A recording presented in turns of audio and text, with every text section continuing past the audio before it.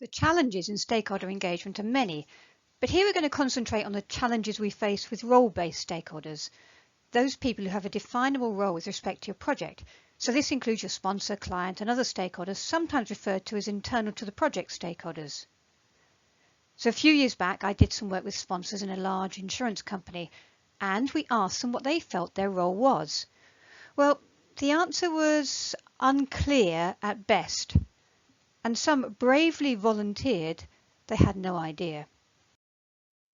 So one of the big problems with role-based stakeholders is, well, they're just confused about their role, or you're confused about their understanding of their role. Let's have a look at the kind of things that can go wrong. And the first one is they simply don't understand what they're supposed to do on your project. I was talking to a senior project manager in a retail organization, and she had been asked to take over a project right towards the end.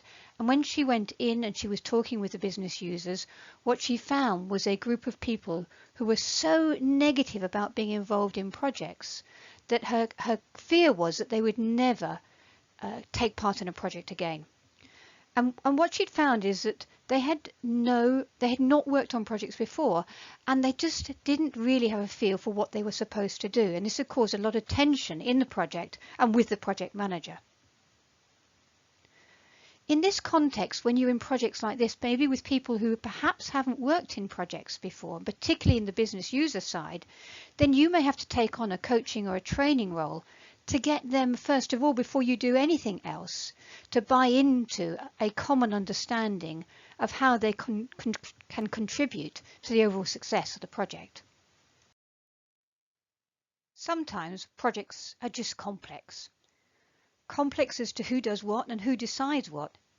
And if you have multiple decision makers, for example, it may be very important to clarify who can make what decisions about what. Remember the RACI, the responsible, accountable, consulted and informed types of models, because in this environment it really is worth getting out your RACI tools and re-examining them. Talking with a program manager in a large food organization, she described the transformation program and how they had made it successful.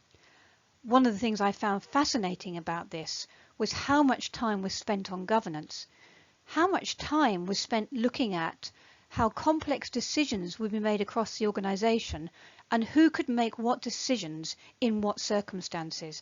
And I have no doubt that work that was done on the governance had a major factor on why this program was a success. In these complex environments, you can't let ambiguity continue, and you have to address it right up front. Here's another problem that I think we've all come across at some point. Maybe your sponsor has been assigned to the project. Maybe they don't even want to do your project.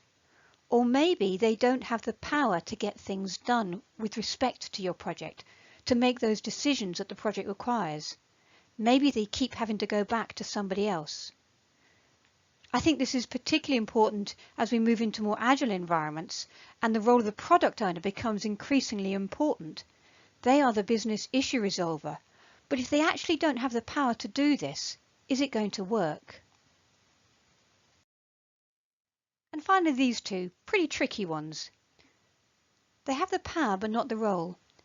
This is where somebody maybe is exhibiting influence over your project, even where they don't have a role with respect to the project. They're actually not a legitimate stakeholder. I was working in a financial situation here in Cape Town on a project to roll out new printer policies across the organisation. It was a business project, but the IT director suddenly decided that he would really like to make sure that everything was cross-charged, not to him. He started to try to influence how that project was going. He had power because he was the IT director, but he didn't have a legitimate role. It wasn't really his project to make that decision. And that caused a lot of problems in the way the project went forward and a lot of rejection by the other business stakeholders who really couldn't understand why the project was taking a direction that they didn't want. Who is a legitimate stakeholder with respect to your project is a really important question for you to address. And sometimes, yes, sometimes stakeholders can have a role with respect to the project, but in the meantime, in the background, they have a personal agenda. often an agenda that they haven't necessarily shared, a covert agenda. You can recognize this when a certain individual starts to push the project in a direction which doesn't appear to be in line with the stated outcomes of the project or in line with the wants of the other stakeholders. These are the big role-based dilemmas.